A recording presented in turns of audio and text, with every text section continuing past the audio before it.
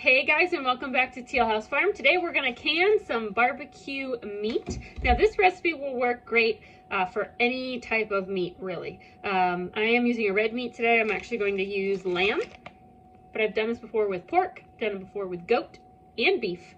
So this recipe is pretty universal. As far as the safety rules go, they're the same. Whatever kind of raw meat that you're using, if it's like a red meat or a pork. Chicken is can be a little bit different, and fish is obviously a little bit different. So stick with your beef, pork, lamb, goat type, deer, that's fine. Any of those meats will work great for this recipe. If you're using a wildish meat, which means meat that doesn't have that domesticated flavor like we expect of beef and pork, there's an additional step that we're going to do first. After this first step, everything is exactly the same no matter what type of meat you use. And this first step is just to take some of that kind of wild, gamey flavor out. And if that flavor doesn't bother you or you enjoy it, then you can skip this step altogether. It is not for safety, it is just for flavor. Because our lamb is from a ram who was not castrated, we feel like it has kind of a rammy flavor. And so we're going to go ahead and soak it in a brine for 1 hour. This again works with your deer or your goat meat that can have that gamey flavor as well. That brine helps to take away that flavor, and then we can go ahead and get to the canning process. We are going to be using a homemade barbecue sauce for this. If you have a barbecue sauce recipe that you love, you can substitute that, or you can use ours. Mine is a sweeter, on the sweeter side. It is not a real hot, spicy barbecue sauce. So the first thing we need to do is we need to open up all of our lamb. We're going to put it in this big stock pot. We're going to cover with water, and for every quart of water we need to add 1 tablespoon of salt. That is a lot of salt. And then we're going to mix it real well, and we're just going to let it sit in the refrigerator for an hour. Let's get these all opened up and added to this big stock pot. Now I do in fact own a pair of adult scissors, but do I know where they are? Nope, absolutely not, because one of my children took them to do something and never brought them back. So kitty scissors it is. We get everything open, and then we're pouring water in by the quarts. So remember, for every quart of water we add, we need to add 1 tablespoon of salt. And so I needed 6 quarts of water to cover the meat, so that's 6 tablespoons of salt. And we're just using old-fashioned iodized salt here. We'll use the fancy canning salt in just a minute when we're actually making the barbecue sauce. So to make the barbecue sauce, we do need the canning salt. We have some onion powder. We're going to need apple cider vinegar. We're going to need honey.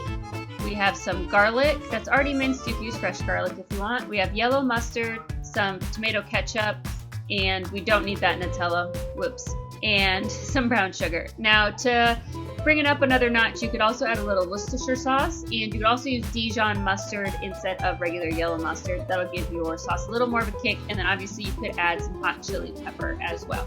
So it's about 3 cups of ketchup, a cup of brown sugar, probably 2 teaspoons of that onion powder, about a half cup of mustard, a 1/4 cup of honey, and a half cup of the apple cider vinegar. And if you didn't catch all that, don't worry about it, because I will definitely write that down in the description as well. And it's just a splash of that salt just to taste. We're going to mix this all together in the stock pot, and we're just going to bring to a simmer. While that's simmering, our meat is about done. Like I said, it sat in the fridge for just an hour in that brine. We're going to go ahead and drain it. We're not going to rinse it or anything, just drain it. Once we get it drained, we're going to need to chop it up. Now, a lot of people, when they have barbecue meat, they really like the shredded meat. You're going to can it in cubes, but through the pressure canner, everything gets so tenderized that when you go to take it out of the jar, it's going to be like shredded meat. So trust me on this one.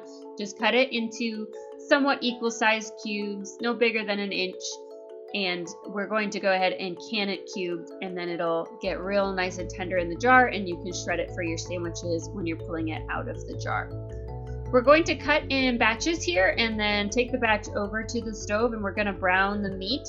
You want to brown the meat for 2 reasons. 1, it adds some flavor, and 2, it also helps get some of the excess fat off. I did do a little bit trimming of the fat and pulled it off as much as I could, but this meat is pretty well marbleized, and so using a little bit of tallow just so it doesn't burn in the pan. We're going to go ahead and brown it. It doesn't have to be cooked all the way, just a nice brown to help bring out the flavor so that it's even more delicious when we open it from the jar. You can raw pack the meat. It's not a safety issue, but I feel like this step is really worth it for a better final product. Once it's brown, we're going to go ahead and put it in the pot with our barbecue sauce that has been simmering. And we're just going to let it simmer in the pot for maybe 5 minutes. I feel like it helps really meld the flavor of the barbecue sauce into the meat. And then we'll be ready to put it in our prepared jars. Now remember, when we say prepared jars, what we mean is that we've washed our jars in hot soapy water and that we've kept them warm. Now you can do that by leaving them in your dishwasher if you have a dishwasher. If you don't have a dishwasher, you can put the jars in a pot of hot water. These neck roasts have much less meat on them than I thought after I opened them up and looked at them. So I'm actually going to take these out. So I'm doing a little less than I planned, but it'll still be probably 5 or 6 pints worth. So still worth putting up in the pantry and getting out of the freezer. I want the room in the freezer.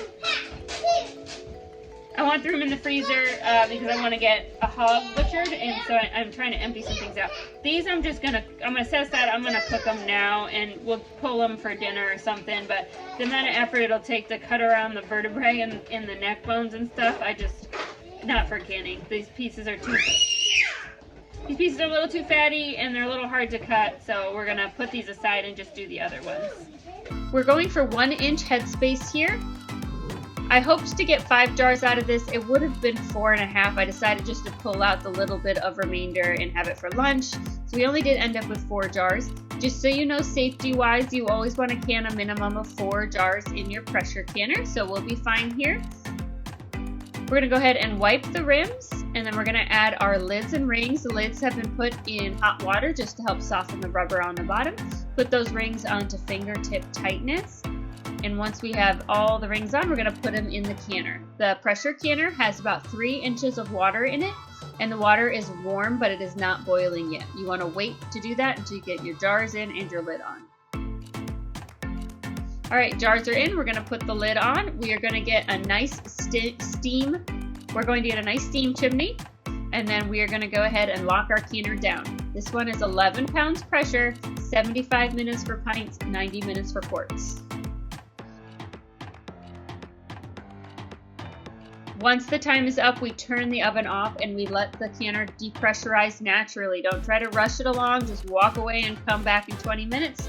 Then we're going to remove the lid and we're going to go ahead and pull out our jars. We're going to let them sit here on this towel for 24 hours and then remove the rings for storage. There we have it. It was a smaller batch than I intended, but it'll still be great to have on our shelf, and it will free up some space in our freezer. I have some ground lamb I want to can as well, lamb burger, so we'll work on that a different day, and that'll free up quite a bit of space. There's those 2 neck roasts. You can see the vertebrae, they're the little protrusions. I can't remember what the technical term is for them, but they poke out, made it really hard to cut around, but since I've just cooked it and I'm shredding it, it's super easy. Anyway, thanks so much for watching, and we will see you guys all again very soon.